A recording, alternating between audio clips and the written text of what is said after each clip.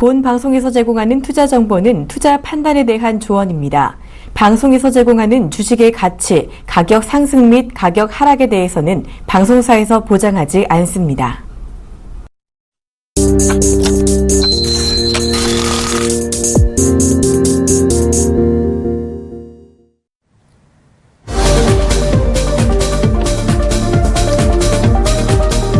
예, 시청자 여러분 안녕하십니까? 종목세일즈 김강현입니다. 자, 확실한 종목을 추천하는 그리고 또 20분을 보다 알찬 시간으로 채워갈 수 있도록 좀 더 세밀하고 또 면밀하게 좀 짚어드리도록 하겠습니다. 자, 오늘 제가 이제 여러분과 함께하는 첫 시간인데요. 그렇기 때문에 오늘 뭐 AS 종목은 당연히 없겠죠. 그래서 일단은 제가 어떤 중점으로 좀 종목을 보는지, 그리고 또 어떤 종목으로 어떤 중점으로 투자 전략을 좀 세우는지 이거에 대해서 간략하게 좀 설명을 좀 드리도록 하겠습니다. 자, 우선은 주가 같은 경우에는 올라가는 이유가 있죠. 당연히 자연스럽게 가장 기본적인 거죠. 사자는 그 매수 심리가 살아있으면 주가는 올라가게 돼 있습니다. 바로 그 매수 심리를 좀 이용해서 시장에 좀 트렌디한 종목, 이런 종목들을 제가 이제 앞으로 매주 금요일에 좀 소개를 해드릴 테니까 앞으로 그 많은 관심 좀 바라겠습니다. 자, 그러면 소개는 여기까지 하겠고 그러면 이제 시황부터 좀 살펴보도록 하겠습니다.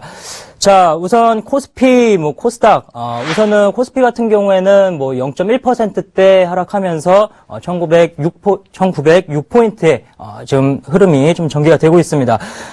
우선 코스피 같은 경우에는 단기 급락을 보였다가 다시 또 빠르게 다시 또 반등이 나오곤 있는데, 아무래도 최근 들어서 글로벌 경제 둔화 우려, 그리고 또 마찬가지로 유가에 대한 하락 부분, 이런 부분들 때문에 아직은 투자 심리가 굉장히 얼어붙어 있다라고 볼 수가 있겠습니다. 그리고 또 코스닥은 반대로 0.6%대 상승을 하면서 640포인트, 42포인트에 지금 거래가 되고 있는데, 아무래도 오늘 금요일이죠. 그리고 또 어제 저녁 같은 경우에는 별다른 그런 내용들이 없었습니다. 그래서 아무래도 단순히 이제 수급 쏠림 현상, 그러니까 코스피가 사실 이제 코스피가 무너지면은 코스피가 죽을 때 항상 코스닥은 살아나고, 그런 게 자연스러운 그런 패턴이다라고 볼 수가 있는데, 그래서 이제 코스피는 좀 약간의 소폭 이제 하락, 약보합의 좀 모습을 보이고 있고, 코스닥은 반대로 좀 강보합의 좀 모습을 보이고 있다라고 보시면 좋을 것 같습니다. 자, 일단은 불안 요소들이 여전합니다. 단기적으로 시장이 급등을 보였다 하더라도 그렇게 크게 환호할 필요는 없는 것 같아요. 우선은 유가도 역시 마찬가지고, 그리고 또 그거에 따른 경기 둔화 우려, 그리고 또 3월에 또 ECB의 금리 인상 부분들, 그리고 통화 정책, 이런 부분들이 좀 예정돼 있기 때문에 아무래도 이런 부분들을 보면은 일단은 주요 경제 국가들, 주요 국가들이 이제 통화 정책에 어떤 방향성을 좀 가질지 반드시 좀 체크해야 될 필요가 있기 때문에 지금 최근에 이제 시장이 상승을 보이는 거에 대해서는 단순한 기술적인 부분이다라고 보시면 좋을 것 같습니다. 자, 그러면 이런 시장에서 이제 전략을 좀 말씀을 드리면은 일단 코스피, 코스닥 두 지수 다 마찬가지인 것 같아요. 일단은 지금 시장이 반등하는 요인에 대해서는 단순히 이제 기술적인 부분이다라고 제가 말씀을 드렸는데, 기술적으로 반등을 보이기 때문에 당연히 기술적으로 대응을 해야 되겠죠. 그래서 항상 코스피 같은 경우에는 1900포인트를 돌파한 뒤에 다시 또 재차 1850포인트를 좀 위협하는 모습이 계속해서 나아졌습니다. 그래서 이번 장도 역시 마찬가지로 지금 보유 종목이 있다면 일단 그 종목을 좀 대응하는 그런 전략이 필요하겠고, 신규 편입 종목 같은 경우에는 우선은 좀 한 박자 쉬었다가 조금 더 싼 가격에 좀 매수를 하시는 그런 전략이 필요하지 않을까라고 말씀을 드리도록 하겠습니다. 자, 코스닥도 역시 마찬가지입니다. 코스피 같은 경우에는 박스권을 지금 형성한 그런 상태인데, 코스닥 같은 경우에는 아직은 박스권이 완벽하게 형성이 되진 않았습니다. 하지만 추세는 여전히 지금 하락 추세다 보니까 추가 하락이 한 번 더 한 차례 또 언제 어느 때 또 나타날지 모르는 상황이기 때문에 코스닥도 역시 마찬가지로 지금 642포인트 거래가 되고 있기 때문에 일단 지금 이 상황을 좀 단기 박스권 고점이다라고 생각을 하시면서 좀 보유 종목만 대응을 하는 그런 전략이 필요하다라고 말씀을 드리도록 하겠습니다. 자, 그러면 오늘 제가 이제 첫 종목 세일즈에서 처음 이제 인사를 드리는데, 오늘 제가 준비한 종목 굉장히 좀 궁금하실 것 같아요. 궁금하시죠? 자, 그러면은 셀즈 종목, 화면으로 좀 보도록 하겠습니다. 자, 오늘 제가 가지고 나온 종목은 옵트론텍입니다. 예, 옵트론텍. 예, 종목 코드 082210. 예, 종목 코드 082210 옵트론텍입니다. 자, 옵트론텍. 우선은 이 종목에 대해서, 이제 옵트론텍에 대한 그 업황 부분, 그리고 또 옵트론텍이 가지고 있는 강점, 이런 부분들을 좀 하나씩 체크를 하면서 설명을 좀 드리도록 하겠습니다. 자, 우선 옵트론텍, 회사 내용을 먼저 이렇게 보겠습니다. 자, 옵트론텍 회사 개요를 보시면은, 우선은 옵트론텍 같은 경우에는 이 이미지 센서링 필터, 그리고 또 광학 렌즈, 그리고 광학 렌즈에 쓰이는 모듈, 카메라 모듈을 제조를 하고 있다라고 보시면 좋을 것 같아요. 이미지 센서링 필터 같은 경우에는 스마트폰 보급률이 굉장히 장기간 계속 높아지면서, 스마트폰 이제 카메라 같은 경우에는 이제 필수 요소가 돼버렸죠. 그러다 보니까, 이미지 센서링 필터가 약 80% 정도 매출 비중을 좀 차지를 하면서 스마트폰 출하량에 맞춰서 좀 매출 비중이 좀 움직인다라고 보시면 좋을 것 같습니다. 그리고 또 광학 렌즈, 그리고 광학 렌즈 모듈 이런 부분들은 이제 CCTV라든지 아니면 블랙박스 이런 시큐리티 쪽, 그러니까 보안 쪽에서의 매출을 좀 보여주고 있다라고 보시면 될 것 같습니다. 자, 이제 전반적으로 이렇게 모든 제품들을 보면은 보통 이제 카메라 모듈을, 그리고 카메라 모듈에 쓰이는 그런 소재를, 좀 제품을 생산해내고 있다라고 보시면 좋을 것 같습니다. 그래서, 카메라 모듈 시장을 보면서, 추가적으로 좀 말씀을 드리도록 하겠습니다. 자, 카메라 모듈 시장입니다. 우선, 하나씩 좀 체크를 하도록 하겠습니다. 자, 카메라 모듈 시장을 보면은 일단 모바일 쪽에서의 이 매출 비중을 보시면, 시장 규모를 보시면 일단 2012년도였습니다. 100억 달러를 기록을 했었던 이 매출 그 시장 규모가 2015년도 작년 이제 시장 규모가 180억 달러까지 약 매년 15%에서 20% 정도 계속해서 이렇게 증가하는 그런 모습이 지속적으로 나오고 있습니다. 그러니까 예를 들어서 우리나라 대표 기업 삼성전자라든지 LG전자라든지 이런 대표 스마트폰 기업의 실적은 좀 장기간 좀 부진했지만 몰라도 이제 저가 스마트폰이라든지 뭔가 스마트폰 자체적으로 보급률은 계속 높아지면서 지속적인 성장이 계속 이루어지고 있다라고 보시면 좋을 것 같습니다. 그래서 이 카메라 모듈 시장은 장기간 계속해서 꾸준하게 좋아졌기 때문에 앞으로도 역시 마찬가지로 중국이라든지 일본의 이제 그 스마트폰 점유율이 계속 높아져 가고 있죠. 그러다 보니까 2016년도 그리고 2017년도까지도 시장 규모가 계속해서 커질 것으로 보여지고 있습니다. 그리고 또 추가적으로 하나 말씀을 드리자면, 이제 오토모티브, 그러니까 자동차에 들어가는 이 블랙박스 시장을 보면은, 기본적으로 이제 자동차에 들어가는 이 그 블랙박스도 스마트폰에 탑재된 카메라처럼 필수 요소가 이제 돼버린 것 같아요. 그리고 그렇기 때문에, 뚜렷하게 이제 나오는 부분들이 이제 2013년도부터 2015년도까지 뚜렷하게 이렇게 좀 그 자동차에 쓰이는 이 카메라 모듈 시장도 같이 점진적으로 이렇게 커져 가고 있는 그런 상태다라고 보시면 좋을 것 같습니다. 이 자동차 부분을 보시면 일단은 그 자동차 같은 경우는 이제 한 가구 한 소유 세대, 그러니까 한 가구 1소유 세대로 지금 바뀌어 가고 있기 때문에 아무래도 이 블랙박스에 대한 카메라 모듈 수요도 같이 지속적으로 좀 보일 수 있다. 그래서 전반적인 흐름으로 봤을 때는 카메라 모듈 시장 전체적으로 매년 약 16%에서 17%대까지 증가하는 그런 모습들이 나오고 있기 때문에 이 카메라 모듈 시장의 관련주들을 좀 주목을 해야 된다. 이런 말씀 좀 드리도록 하겠습니다. 자, 이 시장이 장기간 이렇게 계속해서 좋아지고 있습니다. 근데 사실 이 옵트론텍, 제가 오늘 준비한 이 옵트론텍 같은 경우에는 실적이 장기간 사실 좀 안 좋았습니다. 근데 이번에 이제 2015년 4분기 때부터 흑자 전환에 성공을 하면서 지금 좀 주가가 좀 단기가 좀 올라가고 있는 상태인데, 제가 이 옵트론텍을 실적이 장기가 안 좋았음에도 불구하고 가지고 나온 이유가 있습니다. 그러니까 이번에 이제 흑자 전환에 성공을 하면서 단기적으로 스마트폰 시장이 조금씩 개선이 돼가고 있다라는 부분 때문입니다. 자, 그러면은 옵트론텍이 이제 주목을 해야 되는 본격적인 이유를 하나씩 보도록 하겠습니다.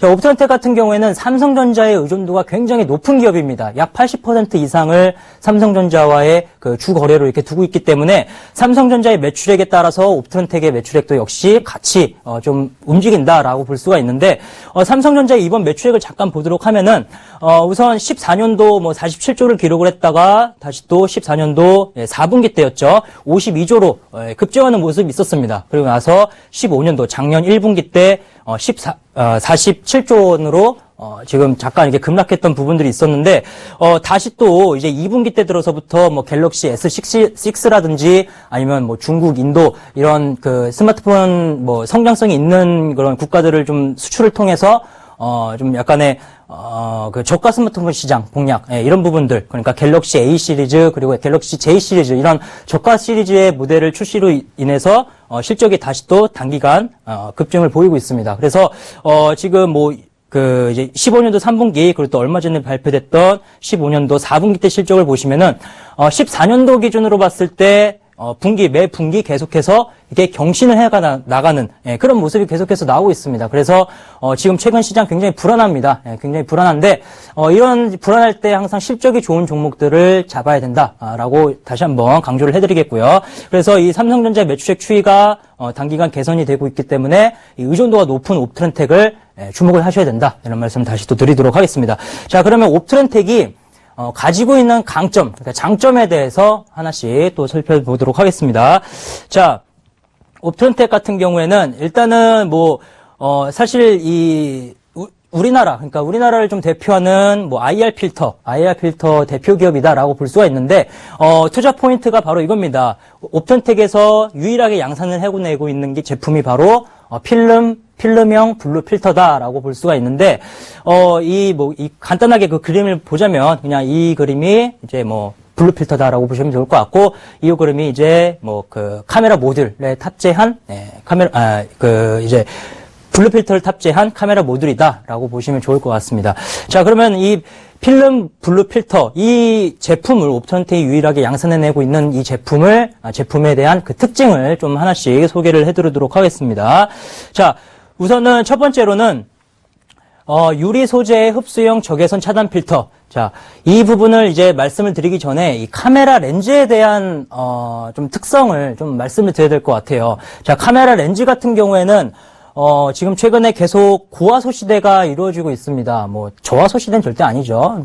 뭐 디지털 카메라라든지 뭐 캠코더 이런 것들이 밖에 나가면은 좀 보기가 힘듭니다. 근데 이제 스마트폰의 이제 화소가 높아지면서 굉장히 고화소 시대가 계속 이루어지고 있는데 그러니까 카메라 렌즈의 특성상 화소가 높으면 높을수록 빛 흡수율은 떨어지는 그런 특성을 갖고 있습니다. 그리고 또 한 가지 이제 색감, 그러니까 파랑 색감만 짙어지는 그런 단점을 가지고 있습니다. 근데 그 부분을 이제 보완해 주는 게 바로 필름 블루 필터다라고 보시면 좋을 것 같아요. 그래서 이 고화소 시대에서 반드시 필요한 소재다라고 볼 수가 있겠습니다. 그래서 이 첫 번째 이 필름 블루 필터에 대한 이 기술력 측면, 이 부분에 굉장히 좀 중점을 둬야 된다라고 보시면 좋을 것 같고, 그리고 또 0.1mm 두께로 광학필름, 기존의 광학필름보다 절반 이상 얇습니다, 두께가. 자, 스마트폰에는 항상 필요합니다. 항상 필요하다고 제기해 나왔던 게 벌써 뭐 3년, 4년 동안 계속해서 스마트폰에는 항상 뭔가 한 가지가 필요하다, 이런 말들이 나왔던 게 바로 혁명입니다, 혁명.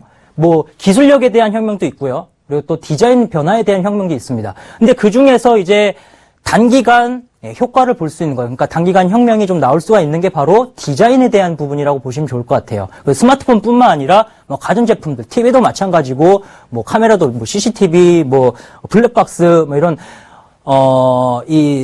그 전자제품들도 대부분 이렇게 소형화가 돼가고 있죠. 그러다 보니까 이 소재 자체가 두께가 얇다라는 게 굉장히 뭐 디자인 변화에 대한 수요 증가, 이 부분도 같이 좀 기대를 해볼 수가 있기 때문에 이 필름 블루 필터의 이 두께 부분, 이 부분도 역시 좀 성장성이 기대가 된다라고 보시면 좋을 것 같습니다.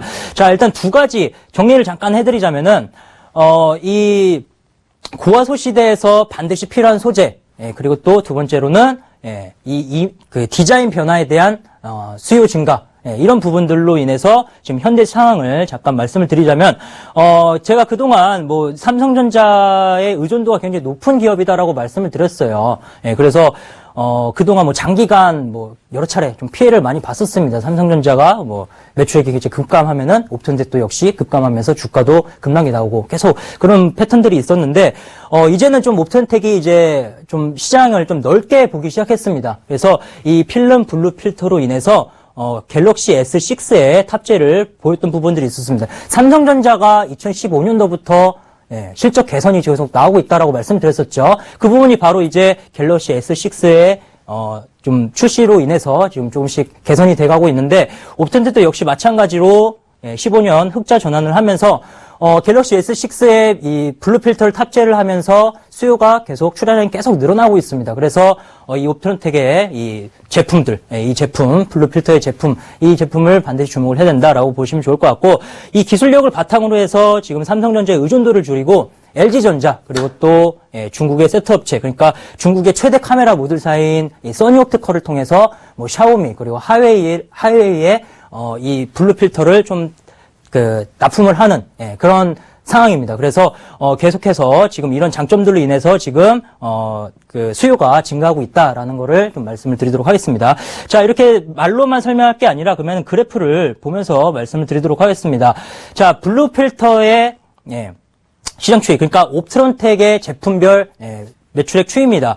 자, 우선은 옵트론텍이 뭐 14년도까지는 뭐 실적이 별로 안 좋았습니다. 14년도까지는 뭐 실적이 별로 안 좋았는데, 지금 보시면 2013년도부터 급감했던, 그러니까 그동안 쓰였던 게 이 파랑 색깔하고, 그리고 이 옅은 파랑색, 이게 바로 이제 그동안 쓰였던 뭐 IR 필터라든지 아니면 그러니까 광학 렌즈 모듈이다라고 보시면 좋을 것 같은데, 기존에 쓰이던 이 소재들은 실적이 좋든 안 좋든 15년도까지 계속해서 별로 변동성이 없는, 그러니까 뭐 출하량이 그렇게 크게 늘어나지도 않고 줄어들지도 않는, 그러니까 이제 줄어들지도 않는 그런 모습이 계속해서 나오고 있습니다. 근데 제가 지금 계속 설명을 드리는 이 블루 필터 그리고 또 필름형 필터, 이 필름형 필터와 이 블루 필터 같은 경우에는 뭐 실적이 좋아지는 2015년도와 동시에 바로 수요가 지속적으로 지금 증가하고 있습니다. 그러니까 계속해서 뭐 한 100억 달러 정도, 100억 정도 시장 규모를 보여줬던 게 2분기 때부터 150억, 뭐 3분기 때부터 160억, 뭐 그리고 또 4분기 때 다시 또 170억 이렇게 계속해서 늘어나고 있는 추세다 보니까 제가 말씀드렸던 이 블루 필터의 장점, 이 부분, 이 장점들로 인해서 제품들의 이제 수요가 지속적으로 좀 늘어나고 있다라고 좀 보시면 좋을 것 같아요.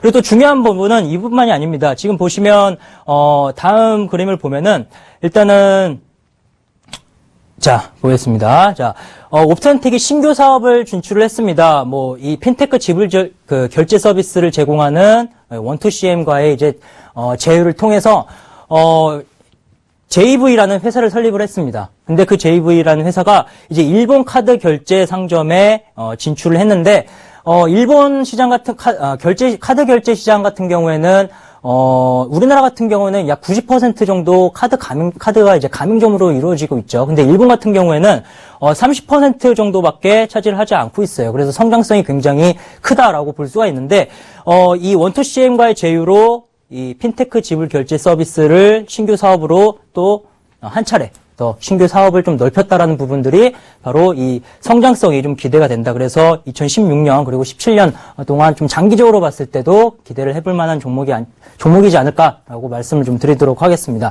자, 정리를 잠깐 해드리자면은 일단 첫 번째로는 이 블루 필터에 대한, 그러니까 고화소 시대에 반드시 필요한 이 소재, 블루 필터, 그리고 또 이 디자인 부분, 디자인 변화에 대한 수요 증가, 이런 부분들로 인해서 뭐 삼성전자 그리고 의존도를 좀 낮추고 뭐 LG전자 그리고 또 뭐 중국의 저가형 스마트폰 업체들 다양한 이제 거래처를 확보를 해놨다는 부분들이 이제 외형 성장으로 이루어질 수 있기 때문에 바로 이 옵텐텍을 반드시 관심을 둬야 된다라고 마지막으로 좀 말씀을 드리도록 하겠습니다.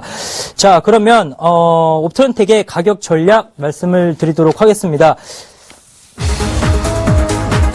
자, 매수가는요, 옵텐텍의 매수가는 5,400원에서 5,500원 이렇게 잡으시면 좋으실 것 같고요. 그리고 손절가는 얼마 전에 이제 코스닥이 좀 크게 급락을 보였던 구간이 있었습니다. 그때 옵트론텍이 4,880원까지 급락이 나왔었죠. 근데 이런 부분들은 이제 뭐 또 한 차례 또 시장이 여전히 불안하다 보니까 한 차례 잠깐 또 이렇게 찍어주다가 한번 잠깐 이탈했다가 또 다시 또 돌파하는 그런 모습이 나올 수가 있기 때문에 좀 넉넉하게 잡겠습니다. 4,800원, 손절가 4,800원으로 좀 대응을 하시면 좋을 것 같고요. 그리고 목표가 같은 경우에는 실적이 좋으면 항상 주가는 뭐 고점, 뭐 매물 이런 것들 신경 안 쓰고 주가는 급등하게 돼 있습니다. 그래서 이번 고점을 돌파를 하면서 뭐 6,500원까지 기대를 해볼 만하다라고 말씀을 드리도록 하겠습니다. 자, 오늘 뭐 제가 준비한 종목 옵트론텍 내용은 여기까지입니다. 오늘 금요일이죠. 오늘 남은 시간 대응 좀 잘 하시고 주말 편안하게 좀 보내시길 바라겠습니다. 다음 주에 뵙겠습니다. 감사합니다.